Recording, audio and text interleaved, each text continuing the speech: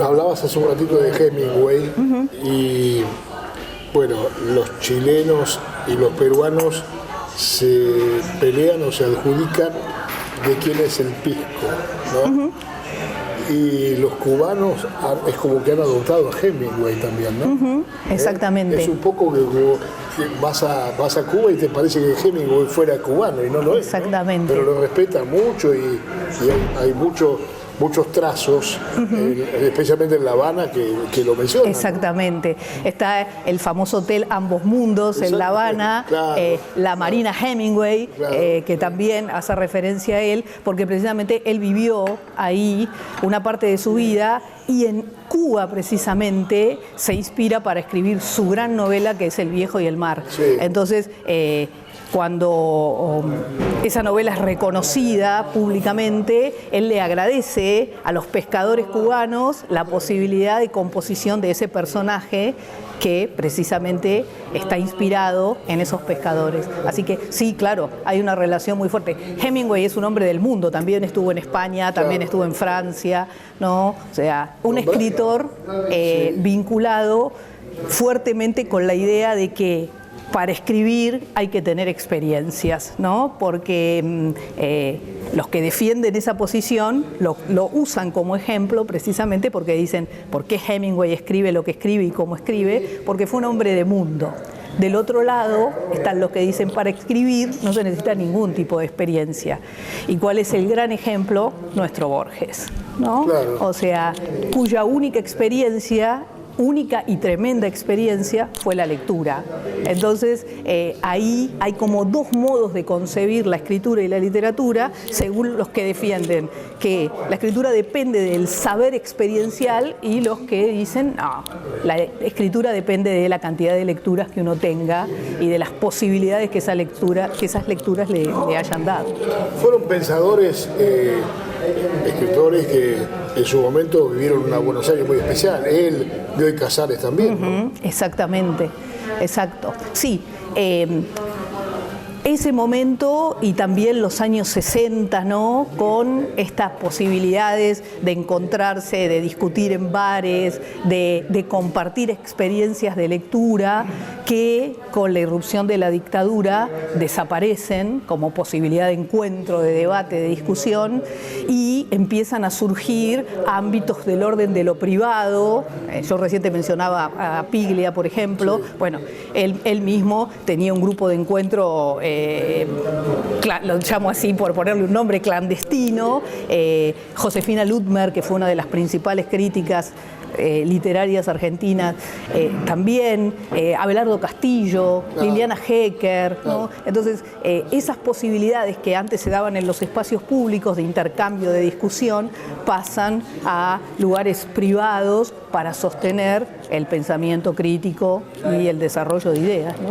Hay también una cultura de confrontación, como vos decías, o de discusión en los escritores revisionistas de la historia, ¿no? Un determinado personaje de la historia es de alguna forma observado de distintas maneras, a favor, en contra. Eso pasa también, ¿no? Eso también pasa en la literatura, ¿no? Recuperaciones, olvidos, retornos, y esa idea que vos me planteás tiene mucho que ver, bueno, con qué tradición y qué concepción de literatura se planta un país, ¿no? O sea, no son las mismas las concepciones de lo literario y la tradición de lectura y escritura que hay en un país que en otro, o en la misma Argentina, ¿no? Recuperaciones que se hacen a partir de determinados escritores y olvidos que también, o puestas en cuestión, ¿no? Hablando de revisionismo, hay un revisionismo contemporáneo, si se quiere, que es el de muchos escritores en este momento investigando a los políticos, publicando libros. Pero eso yo lo noto un poco más como un negocio de las editoriales y de los escritores, ¿no? Para vender más, ¿no? No, es un periodismo más investigativo. Claro, pero es un periodismo de investigación. De investigación, claro, sí. Claro, es una pero escritura. pululan los libros sobre esos temas. Sí, ¿no? sí. Es una cuestión esa, actualmente, la de la publicación excesiva, ¿no? O sea, hay como demasiada publicación. Sí, y todo el mundo escribe y todo el mundo publica. Antes el mercado de la publicación era un mercado mucho más estrecho, porque sencillamente había filtros para la publicación, que eran las editoriales, que funcionaban a modo de curadurías de los materiales, ¿no? O sea, alguien presentaba un material a una editorial y la decisión de publicación tenía que ver con el prestigio de esa editorial, se iba a revisar el material. Hoy en día, con lo que la Internet trajo, esta posibilidad de divulgación de todos los materiales, lo cual es una gran ventaja por un lado, pero por otro lado también tiene la desventaja de que es muy difícil que haya como una especie de evaluación previa de las publicaciones. Todo se publica y bueno, y todo circula. Por otro lado también hay una cantidad de editoriales que a cambio de un pago publican obra sin este trabajo previo que se hacía respecto de la calidad de lo que iba a circular, ¿no? O sea, la idea de autor tiene un origen etimológico que es la palabra autoridad. O sea, el que es un autor es el que tiene autoridad en un campo. Bueno, ese concepto está un poco resquebrajado, porque las autorías ahora, resquebrajado en ese sentido, ¿no? En el término de la legitimidad de lo publicado. En términos de la democratización, es cierto que es una gran ventaja que los materiales puedan circular libremente. Bien, todo esto de la actualidad, del análisis de la política, de los personajes y todo esto que se vende mucho ahora, ha ido en desmedro de otras cosas que se veían mucho hace 20 o 30 años atrás. Por ejemplo, la poesía. La poesía es un estilo literario que está perdiendo de lentes, ¿no? Sí. La gente menos romántica, no sé. Es cierto que la poesía en las librerías tiene un estante muy pequeño, es verdad, es cierto. Los libros que más se venden son los que tienen que ver con la actualidad, ¿no? O con cuestiones que tienen que ver con la autoayuda, y después aparecen los libros de ficción, y la ficción es básicamente la ficción narrativa. Pero es verdad que la poesía, un género que sin duda es el que mejor expresa a la literatura, porque en la poesía todo es lenguaje, o sea, no hay otra cosa más que el lenguaje puesto en escena. La narrativa va a buscar una referencialidad, va a buscar algo que representar. En cambio, la poesía es una exploración del lenguaje en su estado más puro. Bueno, esas formas de escritura cada vez se quedan en ámbitos más elitistas. Por supuesto que hay lectores de poesía, pero cada vez es menor la cantidad. Es más, por ejemplo, en términos escolares, la poesía es un género que dentro de las planificaciones, dentro del currículum, prácticamente no aparece. Cuando en otros momentos de la historia educativa tenía un peso enorme, con grandes autores. Entonces, es un asunto la cuestión de cómo la poesía, el discurso poético, se va como relegando en lectores y en ámbitos educativos. Quedándonos un poco más atrás en el tiempo también, uno recuerda aquellas sagas tan numerosas como las famosas policiales de Agatha Christie. Había una mujer que no recuerdo cómo se llamaba, que también publicaba pequeños libros de historias románticas, que después de alguna forma fueron reversionados o por otra gente como Paul Deville, por ejemplo, claro, que escribió tal cual.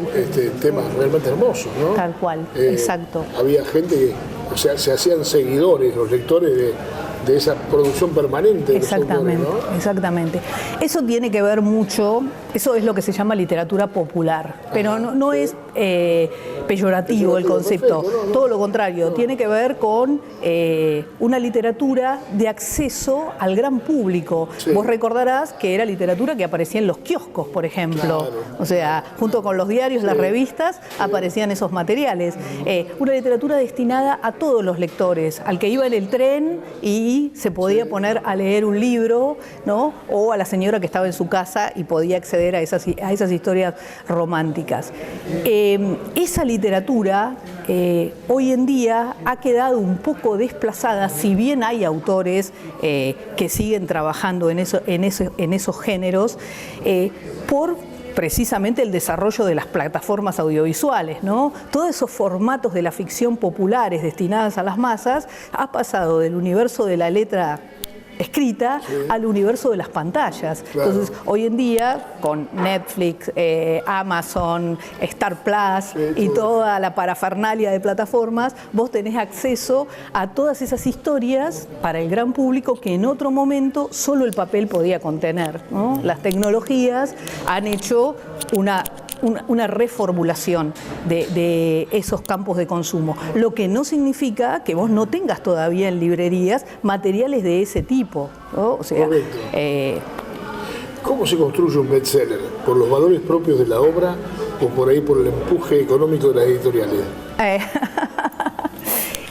Ay, qué pregunta difícil. No sé, es una categoría que, como su nombre lo indica, o si por lo menos tomamos el nombre, está destinada a vender mucho, ¿no? Sí, entonces, yo me voy a abstener de dar nombres de escritores porque para evitar susceptibilidades. Bien. Pero actualmente en Argentina hay escritores y escritoras que producen materiales respaldados por grandes editoriales, por ejemplo Random House, que están pensados para la venta masiva. Sí. Entonces, eso significa que la obra en sí es de mala calidad literaria, y yo no sé, porque tiene mucho que ver también con el destinatario.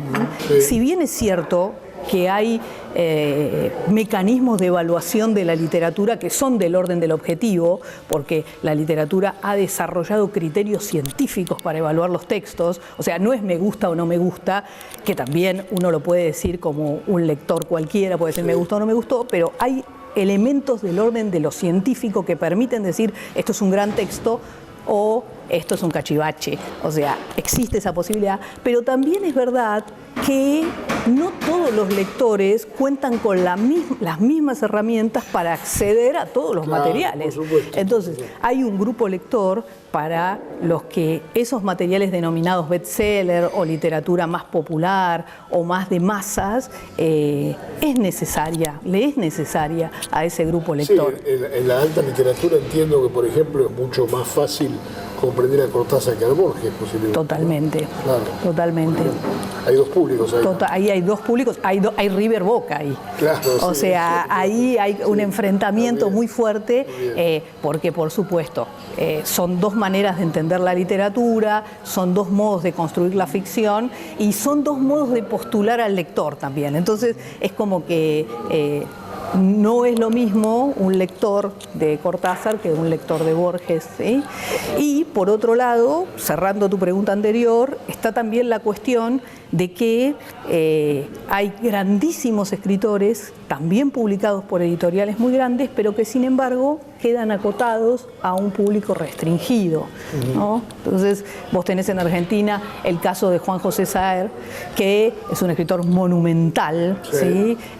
Un escritor que sigue la tradición borgiana, pero la potencia y la resignifica, pero sigue siendo un lector un escritor de lectores del ámbito académico o de un grupo muy cerrado de consumidores de literatura argentina.